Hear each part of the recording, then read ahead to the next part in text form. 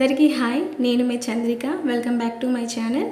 ఈరోజు వీడియో వచ్చేసి పక్కా పల్లెటూరి గోంగూర రోటి పచ్చడిని ఎలా చేసుకోవాలో చూపిస్తున్నా. గోంగూర అంటేనే మనకు నోట్లో నీరూరుతూ ఉంటాయి. అలాంటిది గోంగూర రోటి పచ్చడి అంటే చెప్పనవసరం లేదు. ఇంట్లో రైస్ మిగలదు, అంత బాగుంటుంది. అండ్ గోంగూర హెల్త్కి కూడా చాలా మంచిదండి. ఇందులో విటమిన్ సి అండ్ మెగ్నీషియం కూడా అధికంగా ఉంటాయి. అలా వేడి వేడి అన్నంలో నెయ్యిని వేసుకుని తింటే ఉంటుందండి, చాలా అంటే చాలా బాగుంటుంది. ఇంకా అసలు లేట్ చేయకుండా నోరూరించి ఈ గోంగూర పచ్చడిని చేసేద్దామా. స్టవ్ మీద ప్యాన్ పెట్టుకుని 2 టేబుల్ స్పూన్ల వేరుశనగ గుళ్ళను వేసి దోరగా వేయించాలి. గింజ లోపల వరకు నిదానంగా సన్న మంట మీద వేయించండి. ఇలా దోరగా వేయించిన శనగగుళ్ళని పూర్తిగా చల్లారాక ఒక మిక్సీ జార్లోకి తీసుకొని బ్లెండ్ చేయండి. ఈ పొడిని పక్కన పెట్టుకొని ఇప్పుడు అదే కడాయిలోకి కొంచెం ఆయిల్ వేసుకొని ఆవాలు, మెంతులు, ఎండుమిర్చి వేసి వేయించాలి. మీకు కారం ఎక్కువ కావాలంటే మిర్చి కొంచెం ఎక్కువ యాడ్ చేసుకోవచ్చు. మెంతులు రంగు మారాలి, ఎండుమిర్చి పొంగే వరకు సన్న మంట మీద వేయించాలి. ఇలా ఈ విధంగా ఈ వేయించిన వాటిని రోట్లోకి తీసుకొని ఉప్పు వేసి బాగా మెత్తగా పొడిగా దంచాలి.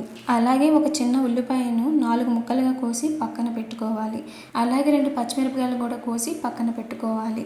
ఇప్పుడు అదే కడాయిలోకి కొంచెం ఆయిల్ వేసి కట్ చేసుకున్న పచ్చిమిరపకాయలు వేయండి. గోంగూర పులుపు తక్కువ ఉంటే మీరు ఇక్కడ కొంచెం టమాటాలు యాడ్ చేసుకోవచ్చు. మా గోంగూర పుల్లగా ఉంది కాబట్టి నేను వేయట్లేదు. గోంగూర ఆకులను శుభ్రంగా క్లీన్ చేసి వాష్ చేసేసి అందులో వేయండి. గోంగూర పులుపుని బట్టి కారం, ఉప్పు సరిచూసుకోండి. రోటి పచ్చడికి అయితే ఎండుమిర్చి మంచి రుచిని తీసుకొస్తుంది. వేసుకున్న పచ్చిమిర్చి, గోంగూర బాగా మగ్గేటట్లు అలా మధ్య మధ్యలో కలుపుకుంటూ ఉంటూ మగ్గించండి.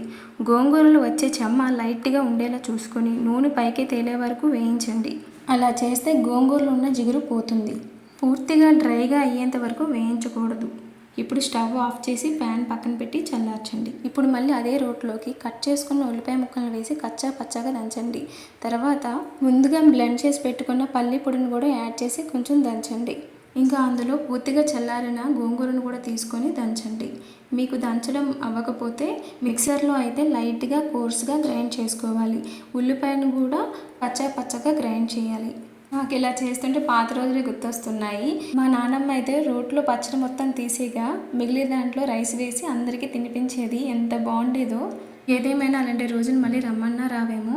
ఇంకా తాలింపు కోసం ప్యాన్ పెట్టి కొంచెం ఆయిల్ వేసి ఆవాలు, జీలకర్ర, పొట్టు తీయని మినపగుళ్ళు వేయండి, చాలా బాగుంటుంది. ఎండుమిరపకాయలు వేసి బాగా వేయించి పచ్చడిలో కలిపేయండి. ఈ పచ్చడి మీకు ఫ్రిడ్జ్లో పెట్టుకుంటే 10 days వరకు నిల్వ ఉంటుంది. నిల్వ ఉండాలంటే కొంచెం పోపులో ఆయిల్ ఎక్కువ వేయాలి.